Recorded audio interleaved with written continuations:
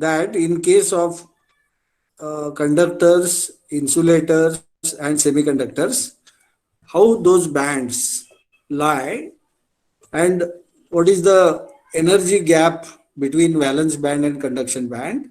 I have shown last time one figure regarding this. So, in case of insulator, there is a large gap between valence band and conduction band.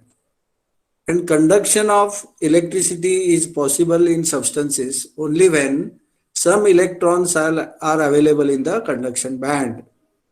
In case of insulators, no electrons are available here, and therefore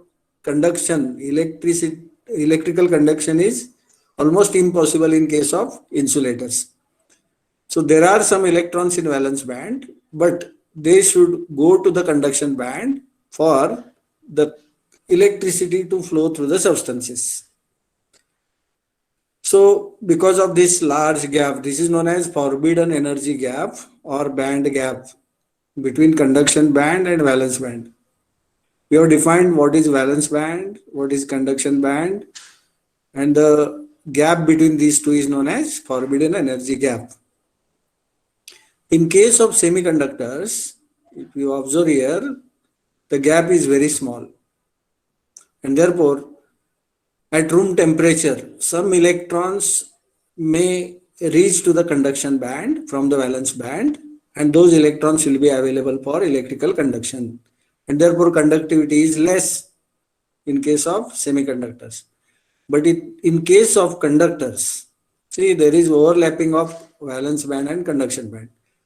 Since there is overlapping, some electrons are already available in the conduction band, and when you apply an electric field, then the electrons will flow in a particular direction. So that is known as electric current. So conductors are the substances which allow the flow of electrons easily through them. Insulators are the substances which do not allow easily the flow of electrons through them. And semiconductors are the substances whose electrical conductivity lies between those of conductors and insulators. So we have seen all these things last time. Now, in this lecture, we'll see the differences between intrinsic and extrinsic semiconductors, and then difference between N-type, P-type semiconductors, then expression for electrical conductivity in intrinsic semiconductors.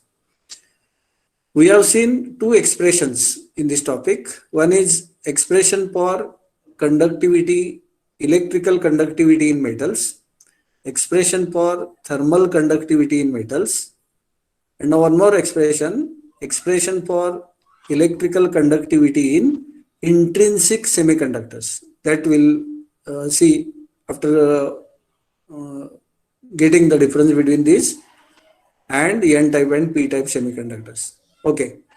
Intrinsic semiconductors. A semiconductor in its purest form is called intrinsic semiconductor.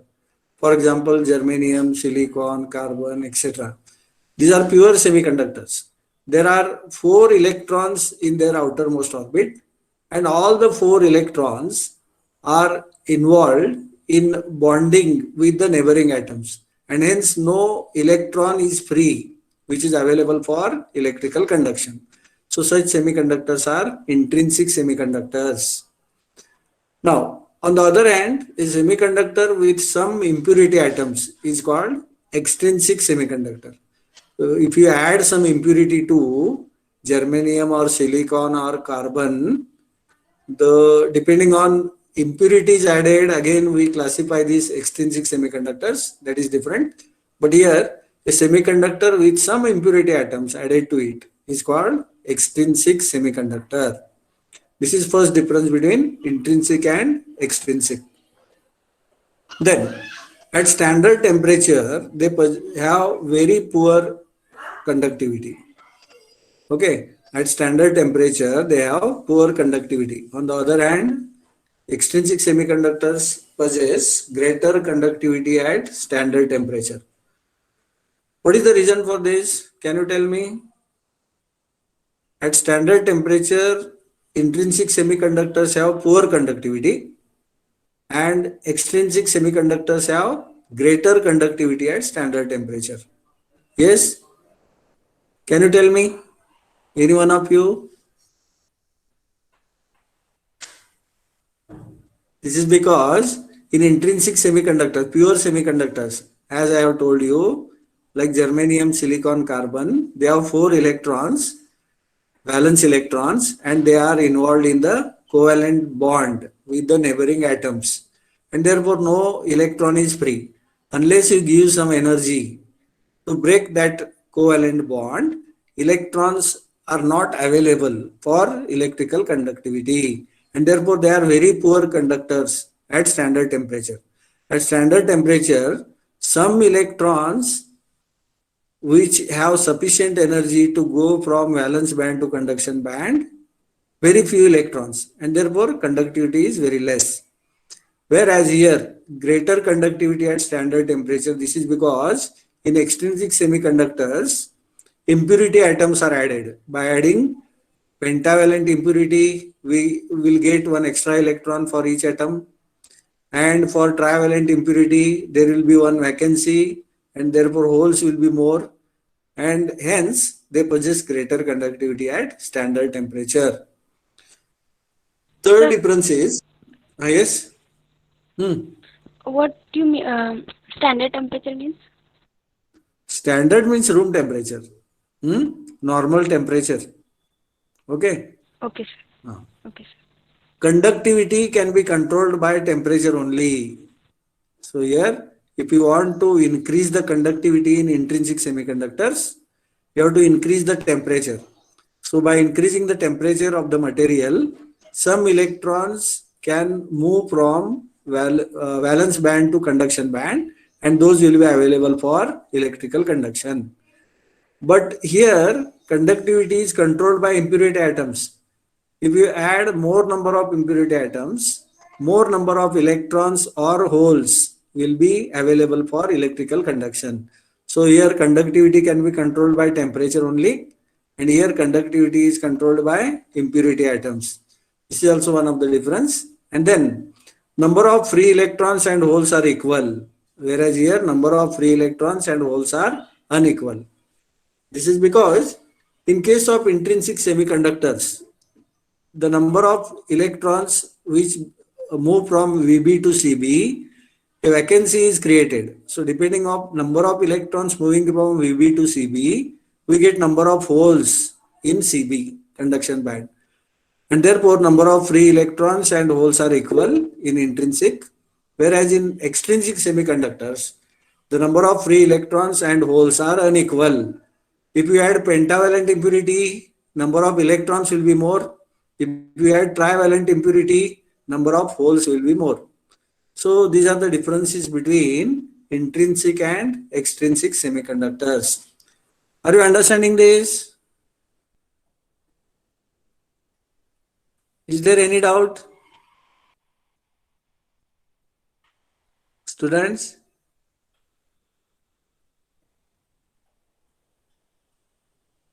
Okay, am I audible or no? Yes, sir. Audible. Yes, yes, yes. Okay. No doubt, sir. Then, Yes, sir. okay, okay. Then next thing is the extrinsic semiconductors are classified into N type and P type semiconductors depending on impurity added. Just now I have told you regarding this. Okay, so what are the differences? How the N type semiconductor is formed? It is formed by adding pentavalent impurity to pure semiconductor. Pentavalent means phosphorus, Sb, that is antimony, etc. So phosphorus has 5 electrons in its outermost orbit, 5 valence electrons. Sb also has 5 valence electrons. So they are known as pentavalent, and this is impurity to the pure semiconductor. So by adding pentavalent impurity to pure semiconductor, we get N type semiconductors. Okay, and here P type, it is formed by adding trivalent impurity to pure semiconductors. Trivalent means 3 electrons in the valence band, outermost orbit, aluminum, indium, etc. So these are trivalent impurities. These are pentavalent impurities. So how to get N type? By adding pentavalent impurity to pure semiconductor. By adding trivalent impurity to pure semiconductor, we get P type. Remember these things. And then impurity atoms donate electrons. As I have told you, there is one excess electron in phosphorus or Sb as we compare to pure semiconductor, which is germanium or silicon. They contain only 4 electrons, but these materials contain 5 electrons. So one electron for each atom is extra, and hence impurity atoms donate electrons. Whereas here impurity atoms accept electrons. So holes which are more in number, impurity atoms which are holes which are more in number, they accept electron. Here they donate electrons, they accept electrons. Okay, and then N type are known as donor impurity and P type are known as acceptor impurity. Since they donate electron, it is donor impurity, and since they accept electrons, these are acceptor impurity. Electrons are majority charge carriers in N type. Holes are majority charge carriers. And hence, the number of holes and number of electrons are not equal in extrinsic semiconductors. That difference we have seen already. Because electrons are majority charge carriers in N type, holes are majority charge carriers in P type. Therefore, number of holes and number of electrons are unequal in case of extrinsic semiconductors. Only in case of intrinsic semiconductors, we get number of holes is equal to number of electrons. Next, with this, we'll go to electrical conductivity in intrinsic semiconductors. As you know, in intrinsic semiconductor, the conduction is possible only when the covalent bonds are broken. Correct? Because 4 electrons in intrinsic semiconductors are bonded with 4 electrons, 4 atoms in the surrounding, and therefore no electron is free. The conduction is possible only when covalent bonds are broken and the electrons are set free. The amount of energy to break the covalent bond is very small. That is 0.72 electron volt for germanium. So if you consider germanium intrinsic semiconductor, to set an electron free, we require 0.72 electron volt of energy. If you give this much energy, then 1 electron become free from this in case of germanium. Whereas it is little higher, 1.1 electron volt for silicon. So for silicon, 1.1 electron volt energy is required to break the covalent bond and to set the electron free. This energy can be supplied from heat, light, or electric field. So you might have studied photoelectric effect, in which when light of suitable frequency falls on suitable material, electrons are emitted. So those electrons are known as photoelectrons, and the effect is known as photoelectric effect. So that is when we can give the energy to break the covalent bonds, we can give the energy in the form of heat. When you heat the intrinsic semiconductor, then also some electrons will become free by breaking those bonds, or in the form of light, or in the form of electric field. When we apply the electric field, then also we can supply the energy to break the covalent bonds and to make the electrons free, which will be available for electrical conduction in intrinsic semiconductors. Okay, so when a covalent bond is broken, the vacancy is created in the bond. Correct? This vacancy or empty space is called a hole. Thus, the electrons and holes are simultaneously generated in pairs. In case of intrinsic semiconductors, holes and electrons are simultaneously generated.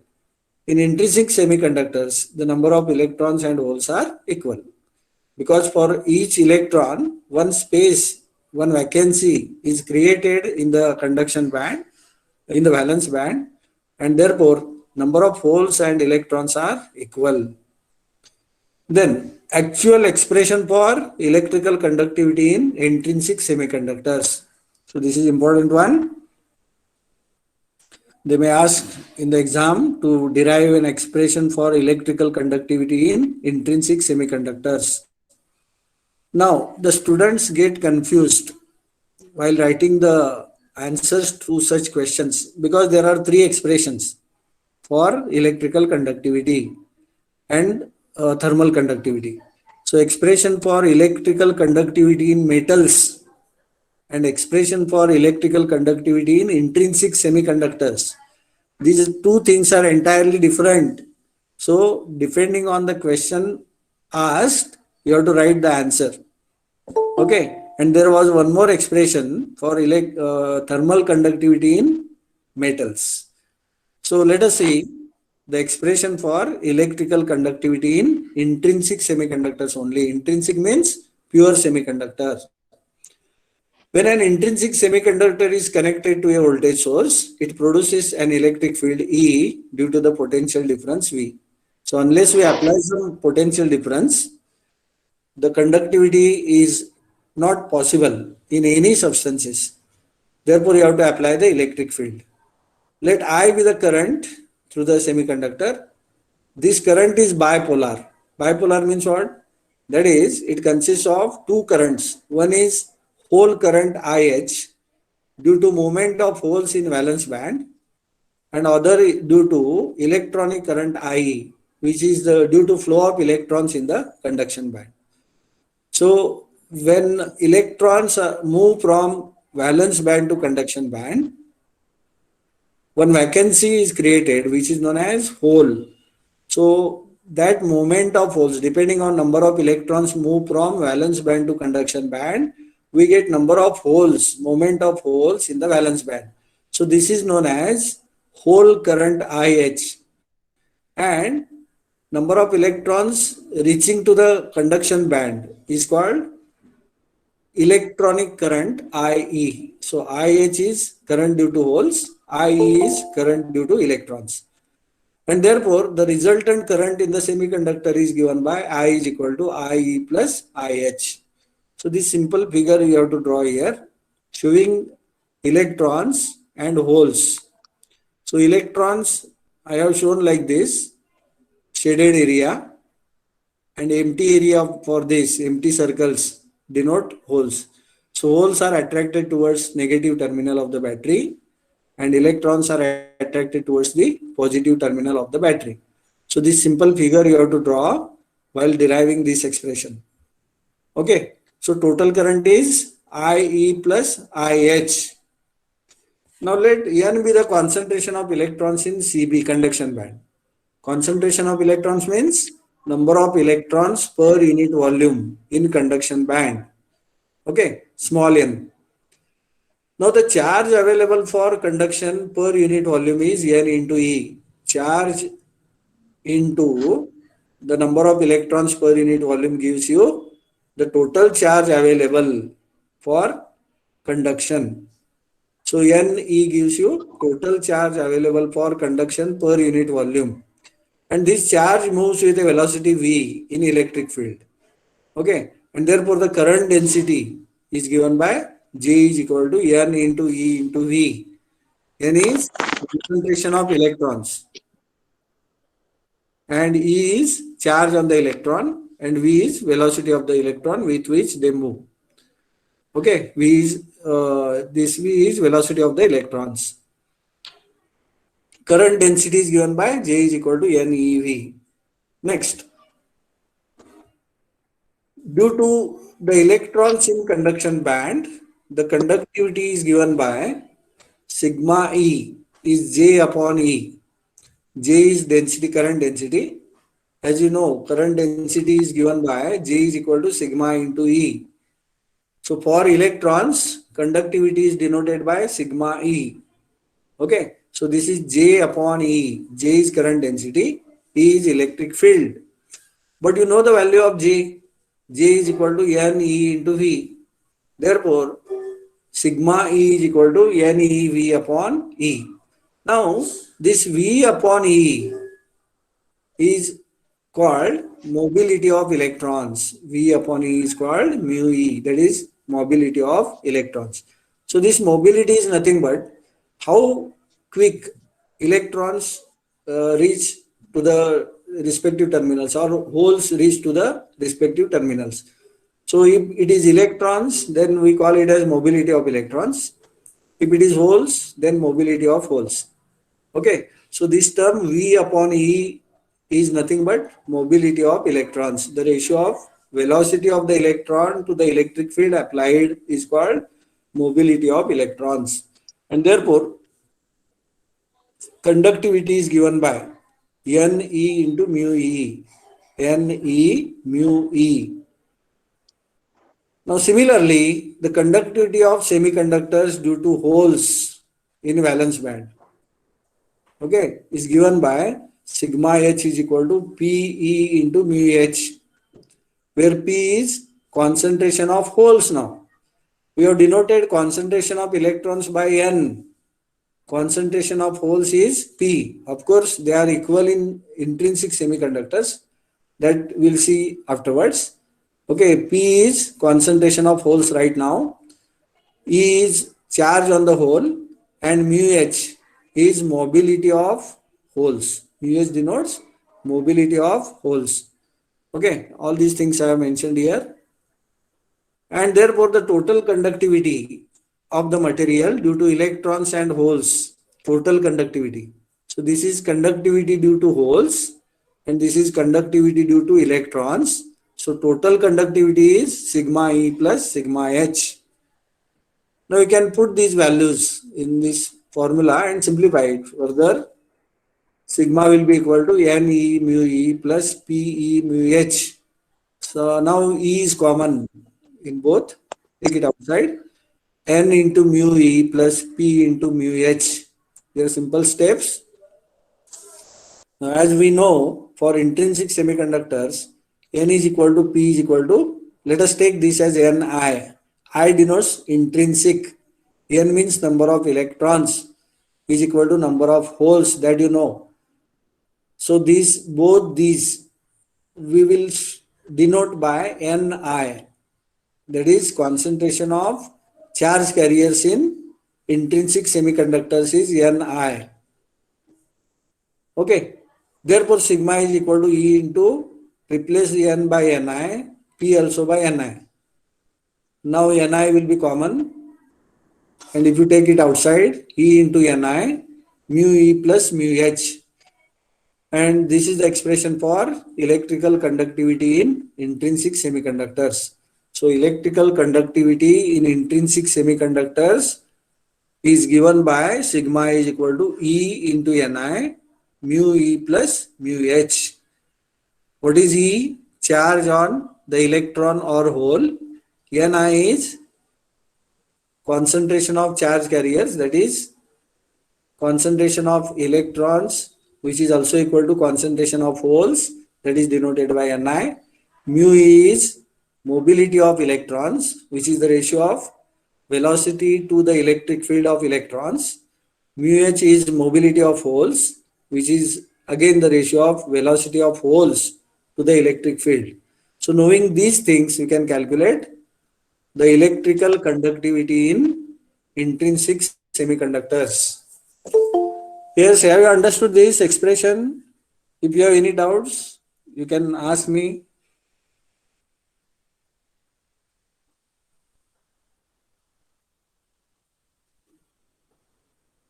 No doubts? Yes, sir. No, sir. You understood? Yes, sir. Okay. Then, next thing is experimental determination of energy gap of a semiconductor. So actually there is one experiment on this. We are determining energy gap of a thermistor. In our laboratory, when the lab starts, of course, we'll conduct this experiment. Experimental determination of energy gap of a thermistor. So thermistors are known as thermally sensitive resistors. Thermally sensitive means they are very much sensitive to heat. The resistors which are very much sensitive to heat are known as thermistors. There are two types of thermistors. One is positive temperature coefficient of thermistor and other is negative temperature coefficient thermistor. So for positive coefficient thermistors, as you increase the temperature, the resistance increases. And in case of negative temperature coefficient thermistors, the resistance decreases as you increase the temperature. Okay, so thermistors are thermally sensitive resistors and they are made up of semiconductors only. So even though the experimental determination of energy gap of a semiconductor will be asked in the exam, you can write energy gap of a thermistor also, because thermistors are alloys of semiconductors only with large negative temperature coefficient of resistance. So thermistors, generally we have negative temperature coefficient of resistance type thermistors. And for the conduction of electricity, the electron should move from VB to CB, valence band to conduction band. This is obvious. As I have told you many times, for the conduction of electricity, for the electricity to flow through the substances, the electrons should move from valence band to conduction band. This is the necessary condition. And the amount of energy required to transfer electrons from VB to CB is called energy gap. Correct? The band gap, forbidden energy gap, or energy gap, all these are one and the same. That is the energy required to transfer electrons from VB to CB, valence band to conduction band. Because in case of semiconductors, we have seen there is a gap between valence band and conduction band. To take the electrons from VB to CB, some energy should be given. The same thing is written here. According to Fermi-Dirac statistics, the conductivity of semiconductors is given by, once again we are taking the direct expression, we are not deriving this. Okay. The conductivity of semiconductors according to Fermi-Dirac statistics is given by sigma is equal to Z exponential minus Eg upon 2 kBT. Let us call this as equation number 1, where Z is the total number of charge carriers per unit volume in valence band and conduction band. What is Z? Total number of charge carriers per unit volume in VB and CB. Eg is energy gap of the semiconductor or energy gap of the thermistor. And T is absolute temperature. T is absolute temperature. Kb, you know, Boltzmann constant. Eg is energy gap. T is absolute temperature. And this Z is total number of charge carriers per unit volume in valence band and conduction band. As you know, the number of holes and electrons are equal in semiconductor. So this Z is the total number of charge carriers per unit volume in valence band and conduction band. Okay. You have to simplify this equation and you have to see experimentally how to determine energy gap. Even if they ask you to experimental determination of energy gap of a semiconductor, you have to write this expression also. Okay. Just within 2-3 steps, you have to simplify this and you have to see the last expression to get energy gap. From equation 1, we can write that equation by taking log on both sides and simplifying, we will get this equation. Logarithm to the base 10 of R is equal to Eg divided by 2 kBT into 2.303. This factor arises because of conversion of natural base to base 10. Correct. So I have not shown all the steps here. It requires one more page to simplify all those things, but this is sufficient for our discussion. So log R to the base 10 is equal to Eg upon 2 times kBT into 2.303 minus log of K dash to the base 10. So when you simplify equation 1, we will get equation 2, but we need not simplify all the steps and get this equation. Directly we can write. Okay. Now what is the value of this K dash? K dash is nothing but ZE into mu E plus mu H. Z is concentration of electrons and holes in valence band and conduction band. Mu is mobility of electrons, mu h is mobility of holes, and this is constant. For a given semiconductor, these are all constants.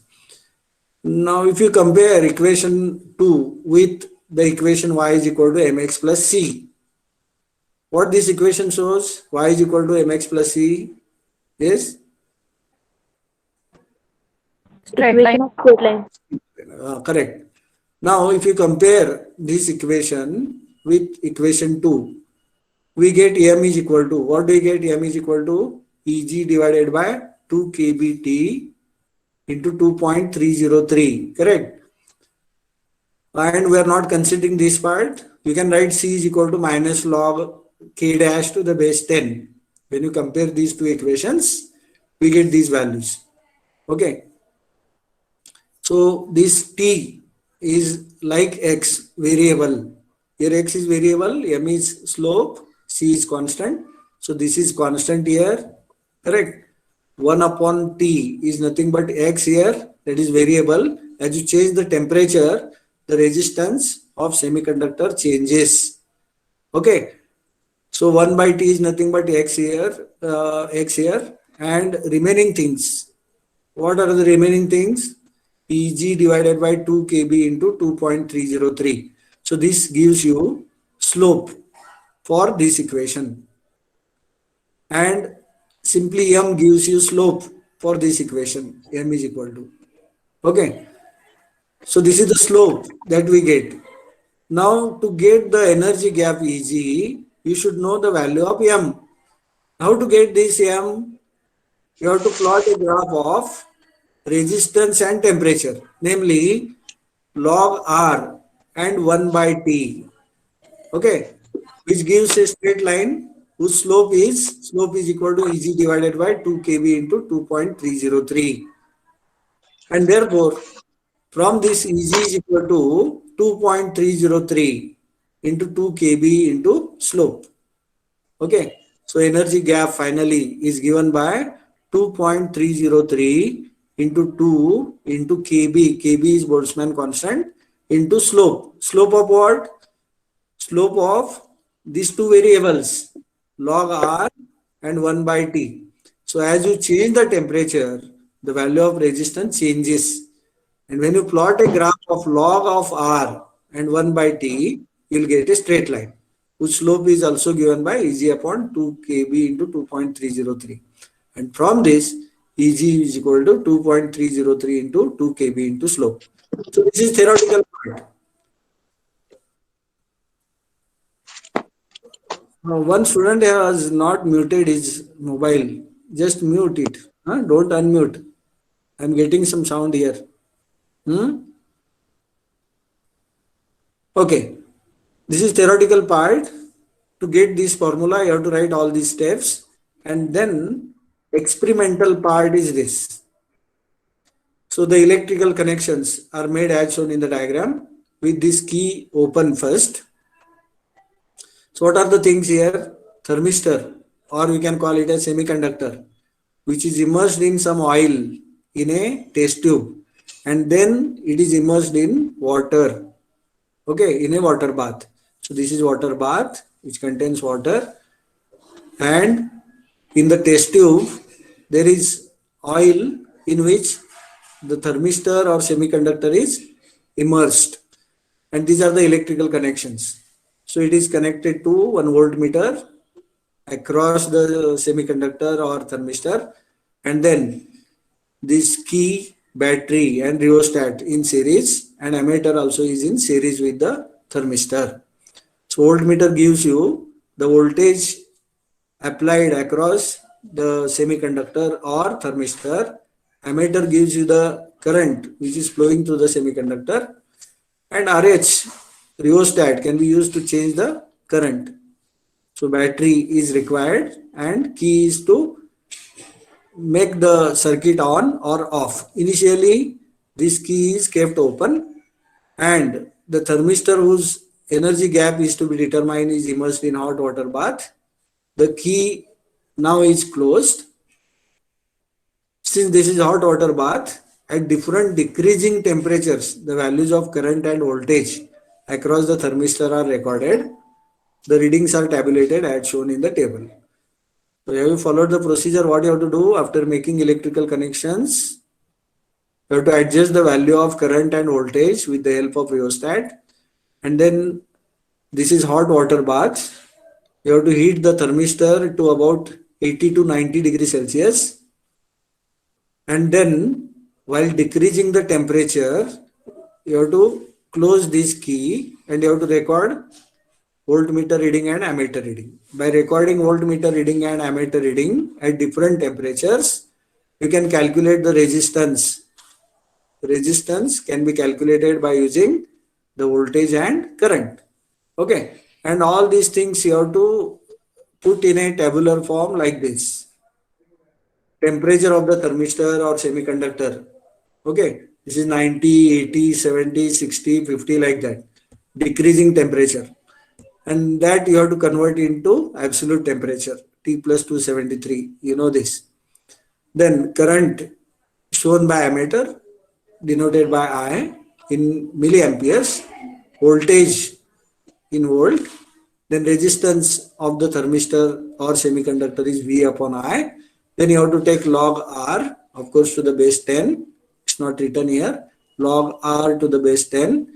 And then you have to take reciprocal of the temperature, absolute temperature, which is 1 by T. So recording all these things, you have to take some 5 to 6 observations for different decreasing temperatures. And then you have to plot the graph. Graph of what? Log R against 1 by T. So the nature of the graph is like this. So log R, if you take along y-axis, 1 by T along x-axis, and when you plot the graph, you will get a straight line. And then you have to determine slope of this. Slope is given by AB divided by BC. AB by BC gives you slope of this straight line.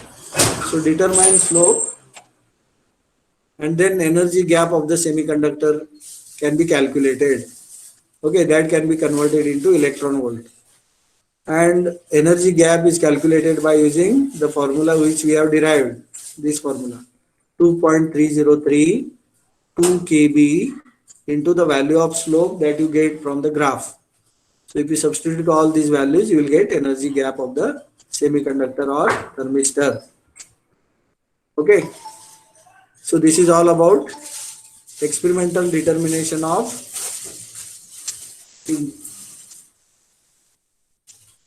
energy gap of a semiconductor.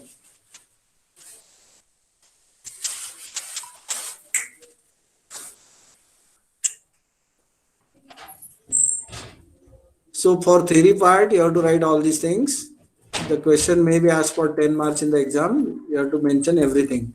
Not only the electrical connections and table and the graph, but you have to start from the first step itself. You have to write all these things if the question is for 10 marks. Experimental determination of energy gap of a semiconductor. Yes, do you have any difficulty here? Any doubts? Students, you can unmute now and tell me.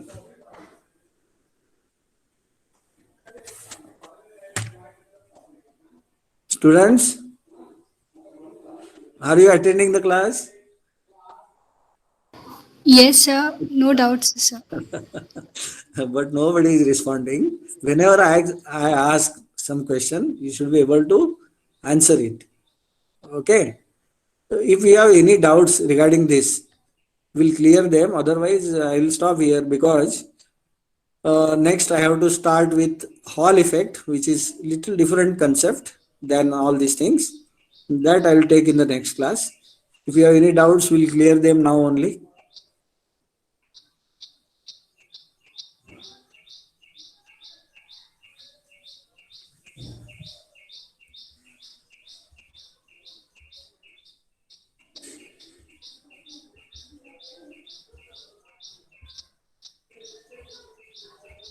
Sir, please can we get the notes so that we can revise and come for the next class? You want notes? Okay, I'll try. Huh? because still I am typing the notes. Okay.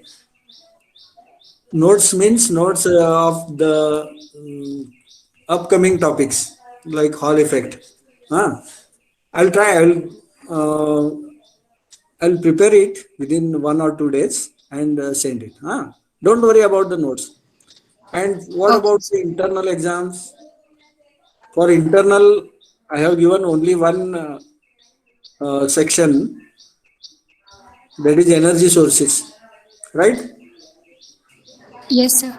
So based on energy sources, you will get questions in the first internal test, and these topics, that is conductivity, electrical conductivity, thermal conductivity, and semiconductors, Hall effect, all these things will be for the second internal test. Okay, so we'll stop then. Thank you. So Thank please you, sir. send the recorded Huh. class link. Recorded class you want? Yes, sir. Okay, okay, I'll send it. Huh? Okay, I'll sir. send Thank it. you. Okay, okay, thank you.